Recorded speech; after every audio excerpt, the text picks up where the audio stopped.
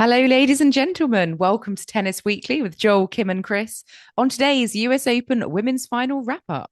Sabalenka defends US Open title, Anisimova falls short at final hurdle. and Tokito Oda completes the career Golden Slam at 19. Chris, today is the 6th of September, almost the 7th. I think it might be the 7th where you are. And we are here to catch up on the women's finals from the US Open. We've just had the culmination of Sabalenka against Anisimova.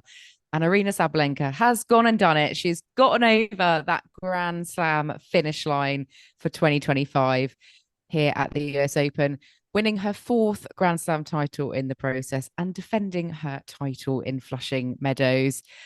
Straight sets, it was 6-3, 7-6. Looked like it wasn't going to potentially be straight sets for a moment, perhaps. But yeah, we'll get on to all of the analysis in just a moment. But Chris, welcome. I haven't actually seen you for a while. It's been either me or Joel or you or Joel. But you're joining us from Mallorca. Is that correct? I think it's almost like part of the Tennis Weekly ritual now that someone has to be abroad during slams, mostly Mallorca, in the search, I guess, for Rafa, wherever he might be, could be that. We just can't let it lie. You know, he's retired, but we're constantly yearning Yeah, for poking the him. bear, seeing if he'll Or come out of retirement for us. or maybe Jaume Munar. Have you seen any Jaume Munar sightings I've since you I've been arrived? I've been on the lookout, Kim. I've had my eyes peeled. I can say that he's not in Santani, that's for sure. Oh, well, I hope you have a nice holiday when you get there. And we're not making you stay up in the middle of the night watching tennis from New York. But It's how we let's love it, Kim. absolutely we love it. Let's get on to the final because yeah, straight sets for Sabalenka. When she missed that smash serving for the match, I thought, oh, is this going to go three? Is this going to suddenly turn? Is that the pivotal moment? But she did really well to make sure she got it done in two, didn't she? She did. I was definitely thinking what you were thinking, Kim. Here we go. Here goes a meltdown. Anisimova, this could be her chance to get back into it. I know how much she wants it. I think she's made it very clear how much she wants it, how much she needs this slam. And I thought that could be where the wheels come off, but they didn't. She steadied the ship wonderfully. She managed to kind of get herself back on course, stay fully mentally under control, and end the year on a high. Yeah, and you know, she was quite composed. I think there were moments where I felt she was close, but I think almost coming into it, you know, she actually had a losing head to head against Anisimova. And I don't know, I think she managed to learn from those experiences earlier in the year, you know, against Madison Keys, against Coco Gauff, and she did rein it in.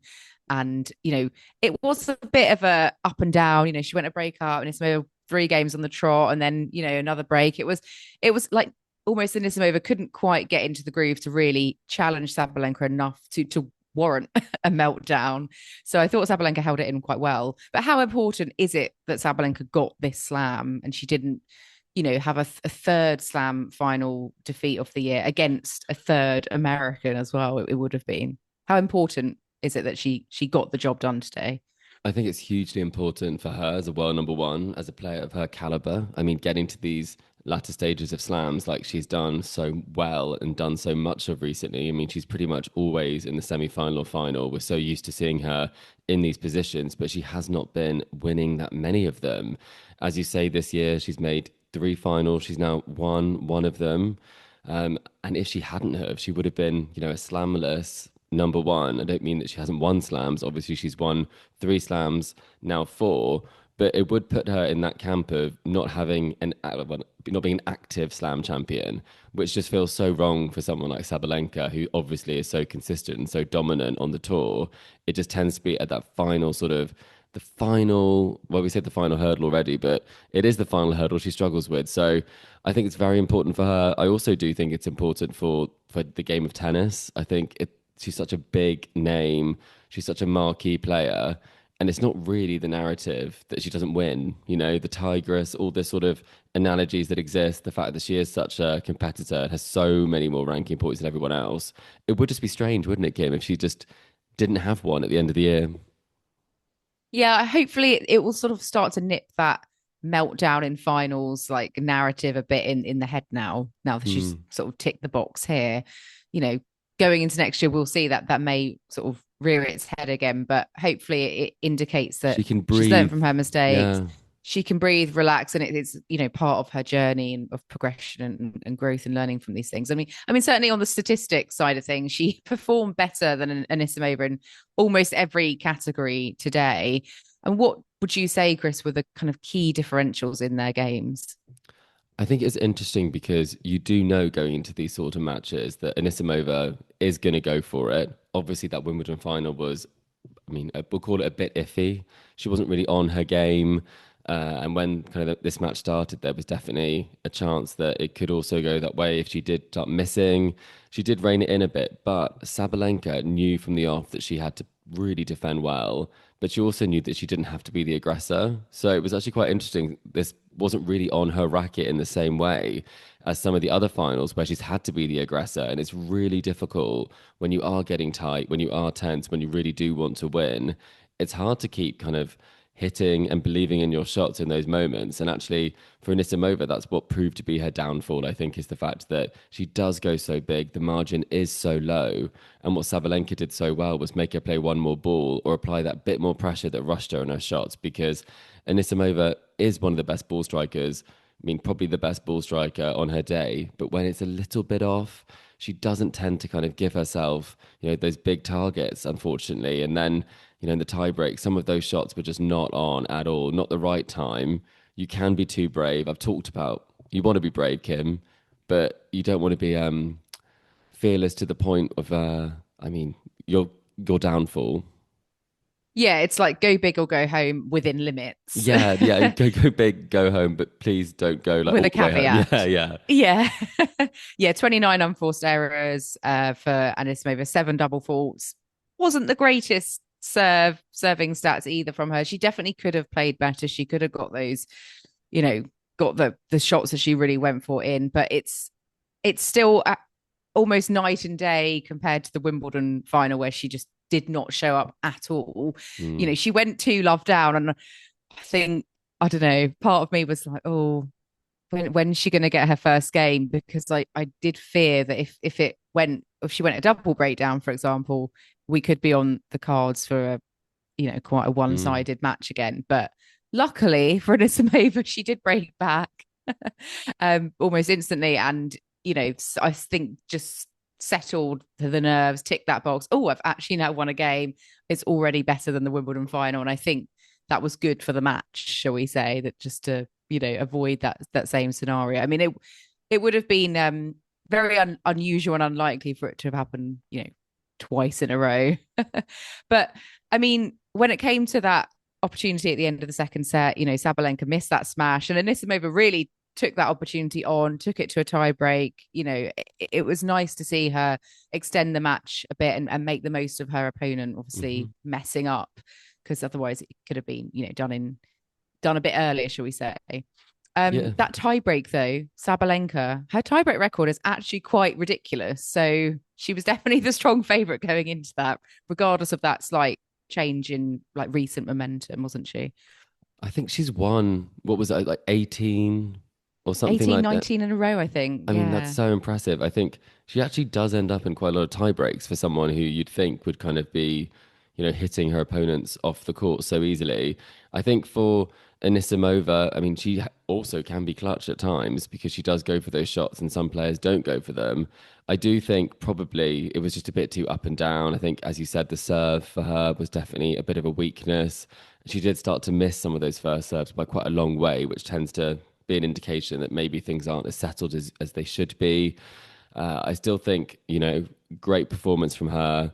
Unfortunate that it was so up and down when she then went to 3-2, couldn't keep it going. And then you had these sort of waves where one did well and then one pegged it back. And then it wasn't necessarily a case that I think we saw them both playing their best level at the same time. So that's one thing I think is a little bit of a shame. But for Anisimova, I mean, what positives she can take from this year and this season, the fact that not only has she managed to reverse the fortunes of the Wimbledon result against Iga Swiatek by taking her out in straight sets, She hasn't reversed the result with well, the result has been reversed, sorry, with Sabalenka because she beat her at Wimbledon, but it's really got to make her think that she belongs at this level in slam finals and right at the top of the game.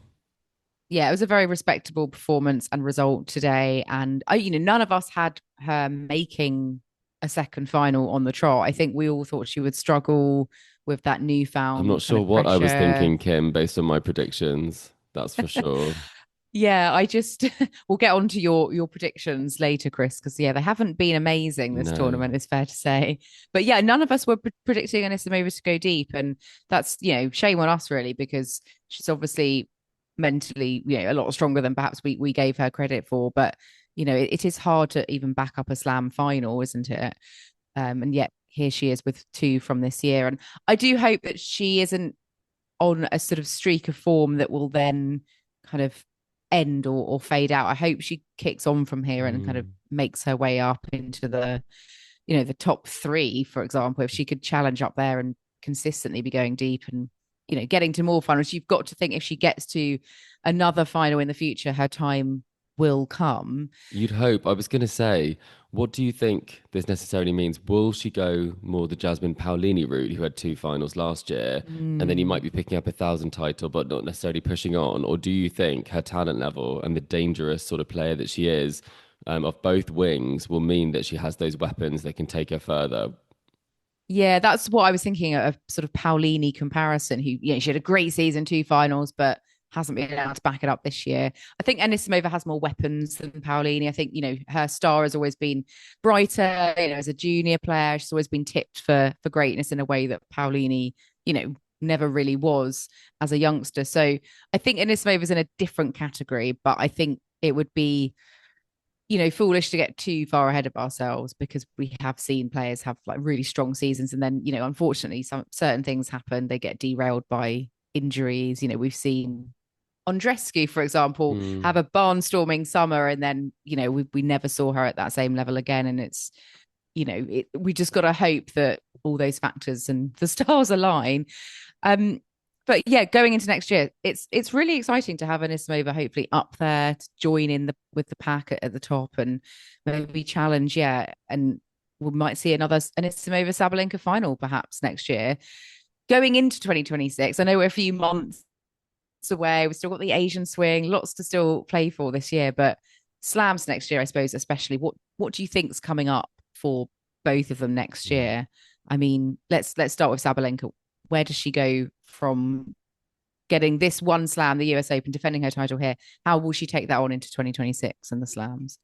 I think, as we talked about earlier, it will be a big sigh of relief for her because this one has been a long time coming, especially for someone who's as good as she is, who's been as close as she has been this year, and who struggles so much to kind of get the slam that she really wants. So she said if she did win this one, there'll be just pure happiness. So I think that's what's so great is that she's going to celebrate this for what it is. It's a slam win. She's not going to focus on the disappointments. And I think that's a really good way of looking at it. And hopefully she can be just as dangerous next year. I much prefer this version of Sabalenka playing well, playing tidy. I think as though maybe Joel likes the drama slightly more than we do at times, with the 70 unforced errors and some of the comments after at the French Open. I prefer to see her playing sort of this like top level tennis, the number one tennis that she can play. Yeah, And if she does play this sort of level, you probably would have to make her one of the top two favorites for every single slam that she plays. And probably the goal I'd say for her, Kim, would be Roland Garros and Wimbledon. I think Wimbledon yeah. definitely has big unfinished business for her, considering her game, her serve, the fact she's got some doubles prowess. Is that the one you think she'll really be targeting next year? I think so more than Roland Garros, but I do wonder if she doesn't maybe do well in Australia, which it's unlikely she won't do well. I think, yeah, like you said, she's almost a dead cert for the semi-finals or beyond almost. But that's she's won that title twice already. If she does have a disappointing Aussie Open, it's almost like she's got to make sure that doesn't let her the rest of her season get sort of frustrating, where she sort of panics almost. Oh, I've got to do this, and then we saw her kind of fall apart a little bit in that French Open final, and then those comments were made. So yeah, she's got to kind of stay on track and just stay. Yeah, I guess that calmer and taking what we've seen from her today much like you said, what we want to see from her going forwards. But yeah, I think Wimbledon would be like the next logical step. And she's proven herself on hard courts at Slam. She needs to do it on the other surfaces now to go into that Yeah. next category of I was going to of ask you that, great, I Kim. Do suppose. you think that she is someone who people think of as much of a hard court specialist? Because obviously she's had great results at finals at other slams. Is it Mm. strange that hard court is the only one that is able to win on so far, considering the fact she does have a game that you'd think would match up pretty well to all surfaces? Yeah, I guess so. I suppose it's just how it's fallen so far. But yeah, there's no reason why she can't win on all of the surfaces. And yeah, I think the longer it goes on, though, where she doesn't, it might become a bit of a mental block. So I think that's why, yeah, like next year is key for focusing on the Tick other off the other ones. surfaces. Yeah, that makes Absolutely. sense. I mean, for Anisimova as well, Chris, what do you think going into next year?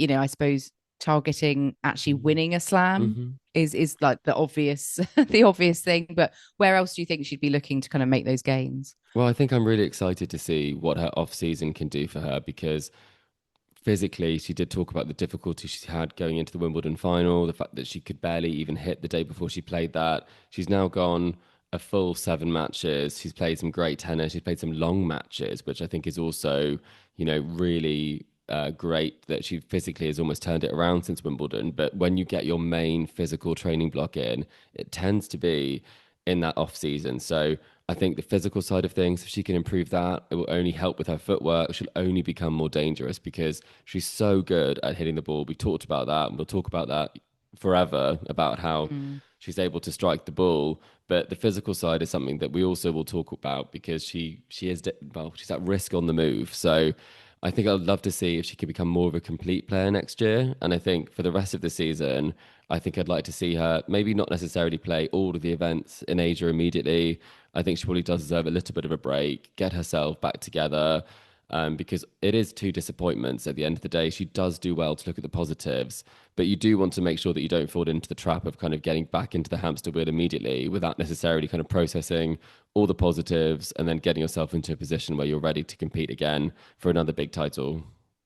Yeah, slams are so intense. You need that downtime after to process and reflect and learn, don't you? So well, lots to look forward to already for 2026. But Sabalenka does get her long awaited slam for this year, doing it in straight sets in style over Anisimova at Flushing Meadows.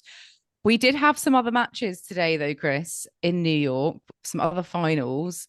We had the men's doubles final, which was actually a repeat of the French Open final. And it also went the same way.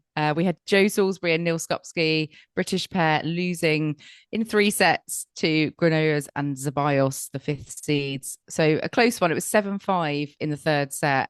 But unfortunately, the British pair coming out second best again for the second time this year. So close. I actually was quite skeptical about Skupski and Salisbury together because they've kind of been all around at the same time, but never really put it together as a pair until they decided to play this year, which I thought was quite strange considering the fact that the Olympic year would have been the perfect time to do it. But having said that, I mean, they've definitely shown they can play well as a pair. I do think they will win a slam together, and I think it's quite nice when you see all the sort of the partner hopping that exists when they find another good match because I think for Skupski and Salisbury, they kind of had floated a little bit away from their partners and maybe hadn't had as much success. So it's definitely nice to see some Brits in a final still. Definitely. Yeah, it's still fantastic for British doubles, even if they didn't quite get the title And today. Kim, And Granollers is not from Mallorca, so I'm not looking out for him, am no, I? he's not. He's Barcelona, I think. Okay. So he's Well, yeah, maybe you're he's on fine. holiday and I can spot him after this. Yeah. But we also had a bit of history made by Tokito Oda in the wheelchair men's singles. He's only 19. He's such a young, like Japanese prodigy, like so much hype and deservedly so around him. He came through against Gustavo Fernandez in a champions like last set tiebreak today, 13-11. And he has now got the golden slam at just 19 years of age. He's completed the set and the Olympic gold. I mean, that's just incredible. He's not even 20 and he's basically achieved everything there is to achieve in his sport. I mean, we talked about Djokovic completing tennis. I mean, that happened a little bit later in his career. this is quite something. And also, it's quite something because, I mean, I think he won all, I mean, he's 19, so he's won all of them as a teenager, which is just unbelievable when you think about it. I think his first title came in 2023. So when he did sort of hit his peak, well, at 17, I think that would have been, he then has, I mean, he's dominated. So that's a hugely impressive feat. Not many Golden Slam winners out there. I'm not sure we can name too many who've also done it. I mean, there's a few who've completed it in that sense. Um, but I mean, wonderful achievement. And I think he could be that sort of superstar that does transcend, from the wheelchair tennis to tennis at large, because this is quite something. Yeah, it's really fantastic stuff, and definitely, big name in wheelchair tennis, and well, not just wheelchair tennis, but tennis overall. And I think definitely generating a newfound interest in wheelchair tennis as well. Obviously we've in the British, space, we've got Hewitt and Reed, but sort of globally, Oda is kind of the star, isn't he? So yeah, fantastic. Let's see how many more he will win. Talking about winning, Chris, we've got collector set. We need to give an Hmm. update because We we're very don't have close to to. We getting really a don't have winner. to, do we, Kim? Surely not. Well, sadly, Chris, you haven't done quite so well this edition. You have only one correct answer, which was Djokovic. But to be fair to you, no one else has done that much better. So the highest score this edition is two correct answers out of six, Right. which is quite low compared to some other Grand Slams that we've had. We do actually have eight people who have got two right. And so we need to do a tiebreaker to And you're decide sure I'm not one of the them, winner. Kim? Absolutely And you were sure. definitely not one of Definitely them, not. Okay. sadly. Right. However, Joel and me are. So myself and Joel could be in a chance with winning our This own feels like collector a set. fix. Definitely a It fix. I'm does, not doesn't it? sending you a mug or a hat, Kim. I think I have all the mugs You do. You're anyway, so sending I'll them be to sending yourself. You just myself keep one. one. Yeah. Save on the postage. But we also have Jen, Mr. Tambourine Man, Vikesh, Kirit Mukherjee, Laura Busby, and Stephen Kneebone, who are also in with a shot still. So we will need to do a Right. tiebreaker question. So we will be contacting you all. So look out for those messages, and answer the question. You've only got till the start of the men's final tomorrow to get your answer in. So like Quick respond turnaround. or else, yeah, no chance for the win otherwise. And we'll be announcing the overall winner on the final podcast. But yeah, Chris, I do kind of feel like the slam spoon of shame sits with you I'm trying to think, for can out of I us three defend this myself at year. all? Well, definitely not from a collector set perspective. Who did I predict winning these? I think I actually definitely will be having the Slam Spoon of Shame because I did have Sabalenka ending the year slamless was a bold prediction. I went pretty hard on her not making the Mm, quarterfinals, and she's actually won the whole thing. Um, did I say Sinner? Did we both say Sinner? I think you did, yeah. The only thing I can think of that might get it away from me is that, you know, Joel did have a one-armed Jack Draper taking out Yannick Sinner. Reaching the final, yeah, that was Yeah. definitely one to So I forget. I think Kim, think you're 100% safe this time. So I'm just like you just loving watch it, it. yeah, just watching us fight it out. But if Joel does win collector set, then I mean, I'll have to surrender to the slam spoon of shame. Yes, we'll see. Well, let's see what happens in the next 24 hours or so. Men's final tomorrow, Chris. I know, well, you've predicted Sinner in your predictions, but any last thoughts with less than a day to go Yeah, I think on that's who you think's coming out on top there? I'm going to do the opposite of what I've said previously based on how poorly my predictions have gone. And I think Alcaraz is going to win it in three sets. Okay. Oh, three sets. Okay. That's Yes. wow. Yeah. I can't remember. Okay. What did you go for, Kim? I said Sinner in five, I think. So a And very that was late only one this or an early morning, so I'm morning going to stick recording with for that. us? Yeah. I hadn't had my caffeine there when I said Yeah. that, but Okay. but yes, it It will was mean a late early. one tomorrow night. So we'll see. But that does wrap up our latest catch up here at Tennis Weekly HQ with all the ladies' final action. We hope you've enjoyed the ride with us. We'll be back again tomorrow with the men's final catch up. And then beyond that, I think we'll be doing a nice little wrap up episode as well from the past 2 weeks at the US Open. Remember to subscribe so you don't miss a moment of action from the US Open, as we do still have some more to bring you. You can find us on Apple Podcasts, Spotify, YouTube, and all your favorite podcasting platforms out there. And if you like what you're hearing, then make sure to leave us a rating and review on Apple Podcasts or Spotify and hit that like and subscribe button on YouTube. You can stay connected with us on social media. We're on Facebook, Instagram, YouTube, X, TikTok, and Threads. And the handle for all of those is Tennis Weekly Pod. And if you'd like to get in touch with the show or submit a mailbag question, you can always drop us an email, tennisweeklypod@gmail.com, and we will get to those mailbags when we come back after the US Open. We actually did, Kim, receive some interesting information around scheduling. Someone did email in and said that the reason why that Djokovic and Alcaraz were scheduled first was because of the way that they had been playing so far. So that's actually already predetermined which half plays in which slot for the evening match. So that's an email we didn't quite get around to addressing, but we have now addressed it. And if you'd like to check out more information about us, you can go to tennisweekly.co.uk. Excellent. And makes sense, read the scheduling there. But we'll be back on, Sunday evening, Monday morning. We'll see how late the final 24 hours goes. from now, probably. Yeah, Yeah. at some point after the men's final to chat through everything that happens between Sinner and Alcaraz, part 3, 2025 Slam finals. But until then, it's goodbye from Chris. Goodbye. And it's goodbye from me. Thanks for listening. We'll catch you next time on Tennis Weekly.